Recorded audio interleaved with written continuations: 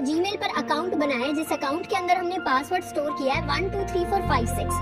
तो ये पासवर्ड ऐसे का ऐसा प्लेन टेक्स्ट की फॉर्म में स्टोर नहीं होता कंपनी के पास। इंटरनेट पर जितनी भी कंपनीज हैं सबके पास अपना एक हैशिंग एल्गोरिथम है।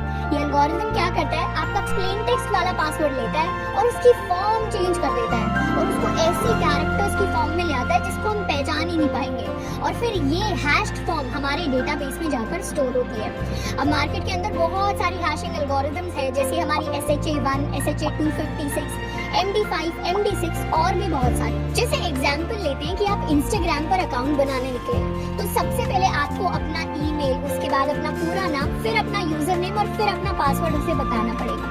अब जब भी ये सारी इंफॉर्मेशन आपके फॉर्म की कंपनी के पास स्टोर होगी तो उसमें आपका ईमेल जो है, आपका नाम जो है या फिर आपका यूजर नेम, ये वैसे का वैसा स्टोर होगा, लेकिन आपके पासवर्ड को पहले हैशिंग एल्गोरिथम को भेजा जाएगा, फिर वो हैशिंग एल्गोरिथम उसकी फॉर्म कन्वर्ट करके उसको अलग फॉर्म में डेटाबेस के अंदर स्टोर करा रही होगी। तो अगर इंस्टाग्राम के अंदर कोई डेटा ब्रीच भी हो जाता है या उसका डेटा लीक हो जाता है तो हैकर के पास आपकी बाकी सारी इंफॉर्मेशन तो आ जाएगी, लेकिन वो फिर भी आपके अकाउंट में एंटर नहीं कर पाएगा। क्यों? क्योंकि उसके पास आपका ओरिजिनल पासवर्ड नहीं आया, उसकी हैश्ड फॉर्म आई है। अब पास में हैकर्स ने सिर्फ इंस्टाग्राम का नहीं, ऊबर का, ट्विटर का, एप्पल का, डोमिनोज का, इन सारी बड़ी बड़ी कंपनीज का डेटा जो है वो हैक कर रखा है या फिर इनका डेटा लीक हो चुका है। अब हैकर जो सबसे पहले टेक्निक लगाएगा उसका नाम है रेनबो टेबल्स। इंटरनेट पर ऐसी टेबल्स अवेलेबल है जिसके अंदर मोस्ट कॉमनली यूज्ड पासवर्ड्स और उनके हैश्ड फॉर्म्स होते हैं। तो वो आपके पासवर्ड के हैश्ड फॉर्म को उस टेबल में हैश्ड फॉर्म के साथ मैच करेगा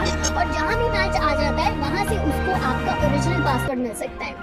इसीलिए कंपनीज एडवाइस करती है कि आप अपने पासवर्ड जो है वो थोड़े से अलग रखिए, जैसे 1 2 3 4 5 है या 1 2 3 4 5 6 है या फिर पासवर्ड है। ये सारे के सारे हमारे वीक पासवर्ड हैं जो रेनबो टेबल्स के अंदर पहले से अवेलेबल है। अगर हमने थोड़ा सा भी स्ट्रॉन्ग पासवर्ड सेव किया है तो हमारा रेनबो टेबल्स वाला मेथड फेल हो जाएगा और उसके बाद हैकर ट्राई करेगा डिक्शनरी अटैक्स।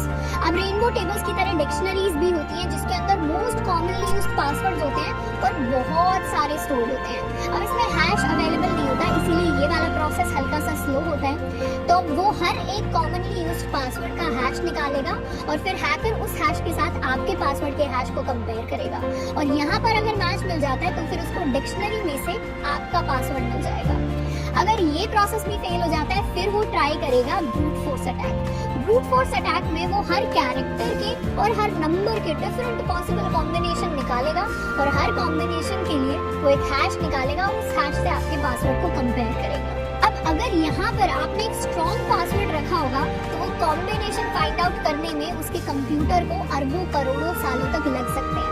इसीलिए इन तीनों टेक्निक से बचने का सबसे अच्छा तरीका है कि सबसे पहले हम एक स्ट्रॉन्ग पासवर्ड रखें। अब इसके अलावा कंपनीज के अंदर जो सिक्योरिटी ऑफिसर्स होते हैं और सिक्योरिटी एनालिस्ट होते हैं वो एक टेक्निक का यूज करते हैं जिसका नाम है सॉल्टिंग। जैसे हम सब्जी के अंदर थोड़ा सा नमक डाल देते हैं, वैसे ही कंपनीज के पास एक प्राइवेट की ऑफ कैरेक्टर्स होती है जिसको हम कहते हैं सॉल्ट। वो आपके पासवर्ड को लेगी और उसके बीच बीच में वो अपने सॉल्ट को ऐड कर देगी और उसके बाद हैश निकालकर उसको अपने डेटाबेस के अंदर स्टोर कर रही होंगी। तो अगर डेटा ब्रीच भी हो जाता है तो जो हैश्ड फॉर्म हैकर को मिलेगी वो आपके ओरिजिनल पासवर्ड की हैश्ड फॉर्म नहीं होगी, वो एक सॉल्टेड पासवर्ड की हैश्ड फॉर्म होगी जिसको क्रैक करना और भी डिफिकल्ट होगा और उसको हैकर तभी क्रैक कर पाएगा जब उसे कंपनी के सॉल्ट के बारे में पता हो। तो आई होप कि ये कुछ बेसिक पासवर्ड हैकिंग टेक्निक्स हमें समझ में आई होंगी जो हैकर्स यूज करते हैं हमारे पासवर्ड्स को हैक करने के लिए।